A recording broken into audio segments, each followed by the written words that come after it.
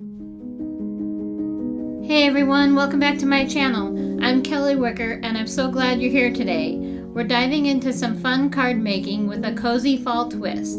I've got a few simple techniques that really bring your cards to life, and I can't wait to show you how easy it is to add that special autumn touch. So grab your supplies and let's get started. Alright y'all, today we're diving into some fun fall card making, and I've got all the supplies ready to go. You're going to need the Spellbinders Autumn Sealed Sprigs die set. This is our main star of the show today. Here it is. And then you're going to need our trusty A2 Matting Basics set B. We're going to be using the largest die in the set for the card panel. And then you're going to want to get out the Leafy HELIX embossing folder to add some beautiful texture to our card panel.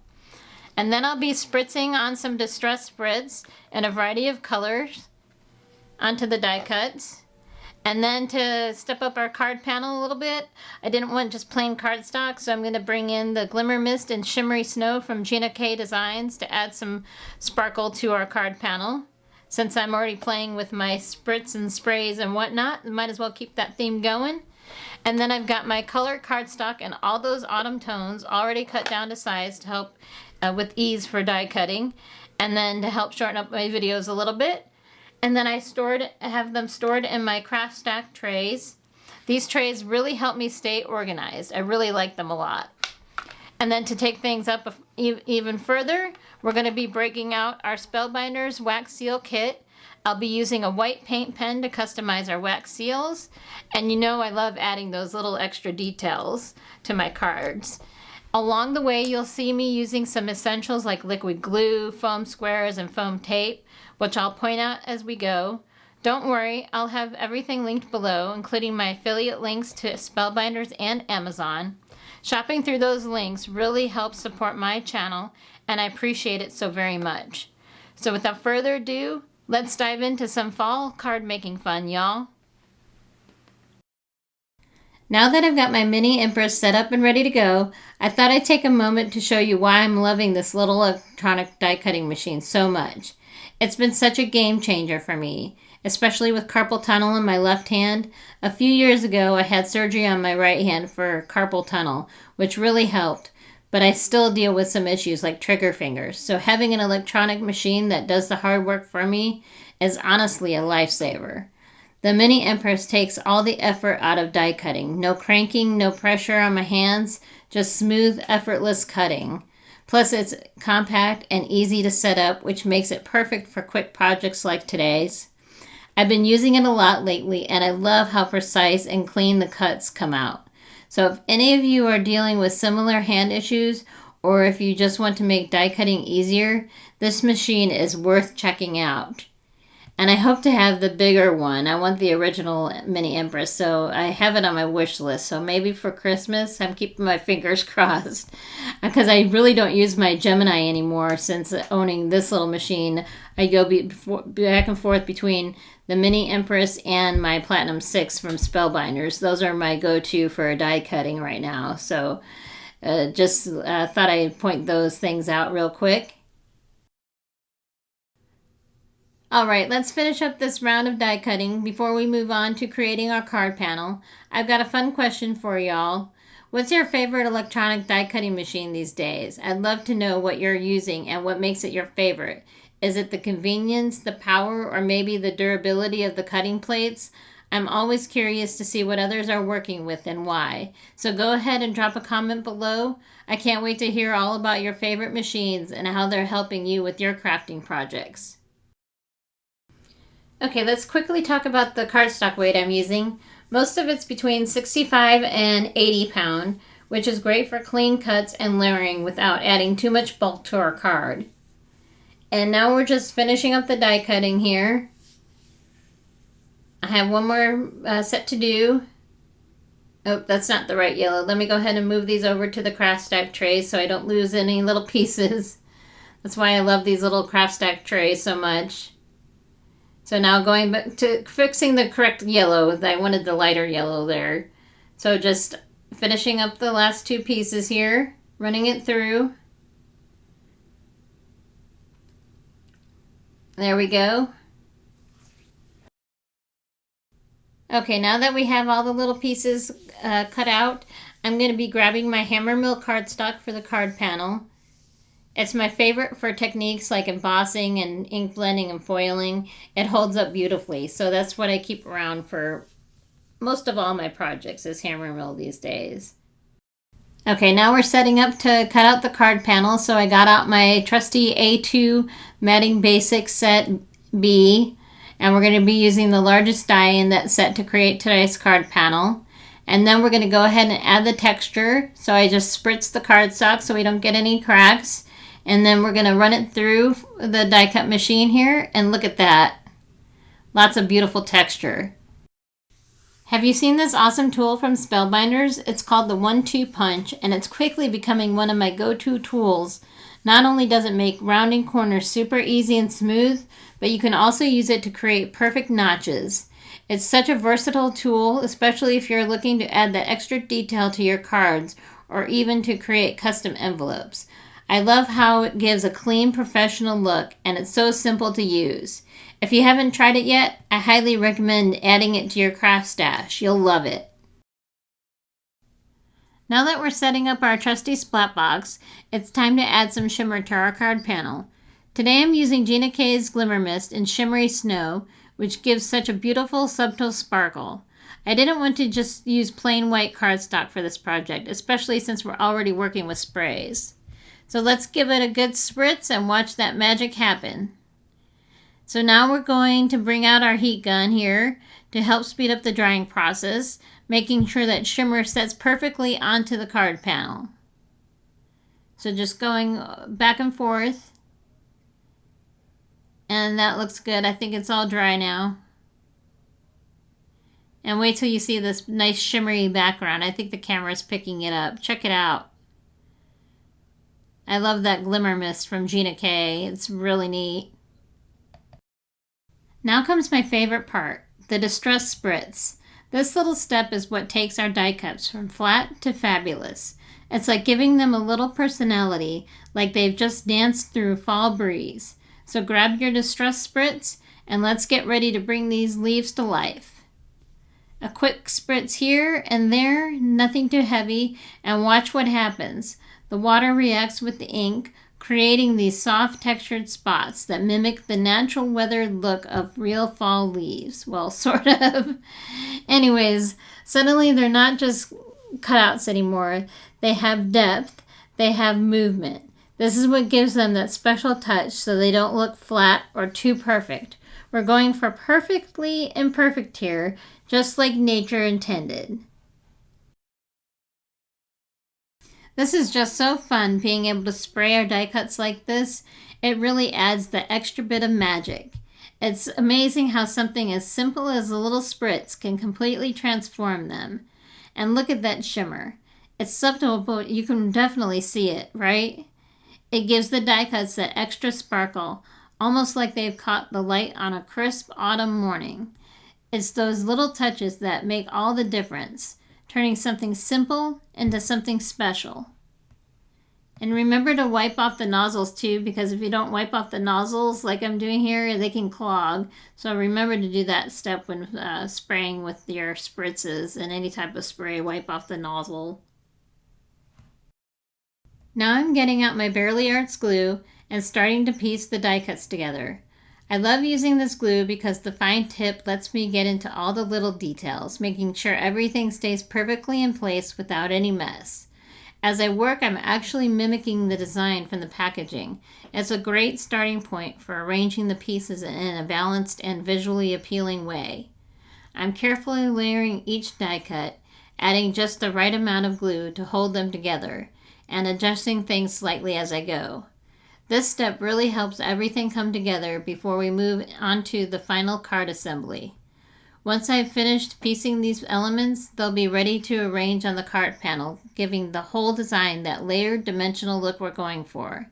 I'm excited to see it all come to life. Okay, so I'm getting out my Jelly Bean Green cardstock here from Gina K Designs for my card base. So I was watching Jennifer McGuire's live the other day, and where have I been? I know she shows this in her videos all the time, but I always have questions about how she preps her note cards. I don't know why, but it's the side one folding note card always throws me. So I watched very carefully the other day when she took time to show us how to prep her note cards. And this is how I'm going to do it from now on. I usually do the trimming first and then the scoring, but it's a score first and then trim. It saves some time. So here I'm taking my bone folder and I'm scoring it at 4 1/4, as far down as I can go. This is going to be for our side folded note card. And then we're going to turn it around and do the same thing, scoring it at 4 1/4. Go all the way across, and then we're going to fold it over. This is so easy to do. And like she said, if you're not feeling creative, this is a good time to sit here and make a bunch of these. So now we're getting out our paper trimmer. And I'm going to trim this at 5 1/2. I accidentally trimmed it at 5, I think it was around 5 inches. So I messed up there. But you want to go ahead and trim this at 5 1/2. So I'm just lining things up here, making sure things are straight. There we go. And then just trimming it. And this is going to give us the side folded note card. This is an A2 in size, 4 1/4 by 5 1/2. And now on to making an A2 size top folded note card. So you're going to take a 8 1/2 by 11 sheet of cardstock and you're going to score it at 5 1/2. Go all the way down as far as you can go. And then we're going to turn it around and do the exact same thing. I just thought this would be helpful to show, so I don't know how many of you have trouble doing this, but anyways, there we go. And get our paper trimmer out.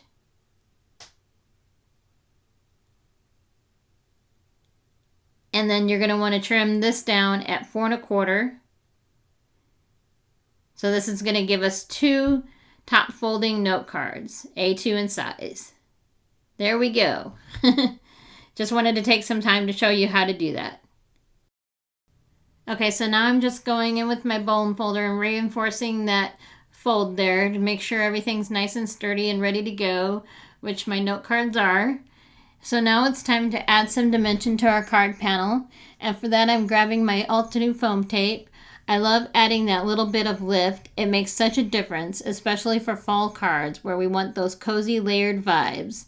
Since we want the card nice and sturdy, just like bundling up in layers for a cool autumn day, I'm going with 5 strips of foam tape across the back. This way it's secure and has the perfect amount of dimension. Alright, now it's time to remove the backers from our foam tape so we can get ready to adhere the card panel to our card base. Oop, that strip was a little long, so I had to trim that off, and it was hanging off the edge there, so just readjusting it and straightening it up so it's where it needs to be. So this part is always so satisfying, am I right? It's like you're one step away from everything coming together. As I peel off each of the backers, I know we're locking in that nice sturdy dimension we've been building. It's almost like layering up for fall. You want everything to fit just right and feel secure, but with a little extra lift for that perfect cozy look. So now that we're done with the backers, we're going to go ahead and add the liquid glue because I wanted to have some wiggle room here because this foam tape is super sticky. So just going through here and adding it to all the strips here. And then we're going to get ready to adhere the card panel to the card base. This part always makes me nervous. Alright, I usually do this part sitting down, but today I'm going to try standing up. And we're going to go ahead and line this up. Sorry if my head gets in the way there. That little extra wiggle room really helps. There we go. I think that looks good. Press it down and commit. Again, sorry for my bad nails there. I really need to get my nails done soon. I'm in between vacations, so hopefully I can get them done soon. So sorry about that. Anyways, now we're moving on to applying the die cuts to our card. So I'm just mimicking the packaging because I like the placement of where they had it on the packaging. Alright y'all, now we're placing the fall theme die cuts onto the card base. And this is where everything really comes together. So I'm getting my scrapbook adhesives out here and gonna pop these guys up. I always love this part. I'm layering the leaves, tucking some behind others, and letting a few overlap to create that cozy natural fall look. Kind of like a pile of leaves on a crisp autumn day. It's all about finding the right flow and making sure everything feels balanced. Each piece adds a little something extra to the overall vibe, and when we're done, the whole design will have that perfect autumn touch, full of texture and warmth. Now for the last couple of die cuts, and we're almost there. Once these are in place, we'll be moving on to something extra fun, getting out our wax seal supplies to create a beautiful wax seal for the front of the card. I love adding a wax seal, especially for fall themed cards, because it brings that cozy rustic touch that really ties everything together. So let's finish these last few details and get ready to create that perfect final embellishment. Alright, it's time to break out the wax seal kit. First, I'm lighting my tea light candle and getting the candle warmer set up and ready to go. Spellbinders has this really neat sunflower wax seal stamp, which would be perfect for this fall card, but I don't have that. So I'm going to be using the For You stamp that came with the wax seal starter kit. And it's going to go right there in the center of the card, just like I'm showing you here. It's still a great choice and will add that special personal touch to the front of the card. Wax seals always bring that little extra something, don't they? Once the wax starts melting, I like to stir it up a bit to help it melt evenly. So I'm going to go ahead and I'm going to grab my little matchstick here, since that's what I have handy, and stir it up a little bit to help move it along. There we go. So when it's ready, I take the spoon and I carefully pour the wax onto the mat, hoping for a nice round circle, though we all know that can be a bit of a gamble. Then I press the wax seal stamp right into the center of the wax and let it sit for a few seconds to set. This part is always so satisfying, watching the seal take shape. After the wax has set, I reach for my white paint pen to highlight the raised areas on the seal. This little extra step really makes the details pop and adds a beautiful custom touch.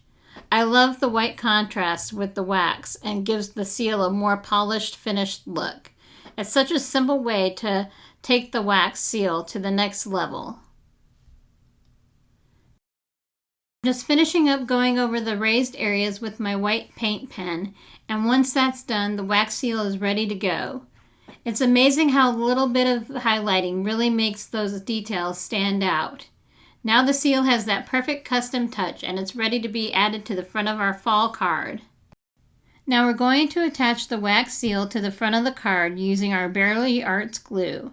I love how this part brings everything together, giving the card that perfect rustic fall touch. The glue holds it nice and secure, and it's great for making sure everything stays in place, even with the extra texture from the wax. They do make wax seal stickers for this, but using the glue adds a sturdy homemade feel, which fits perfectly with our cozy autumn theme. Once the seal is firmly on the card, you gotta find the right spot here.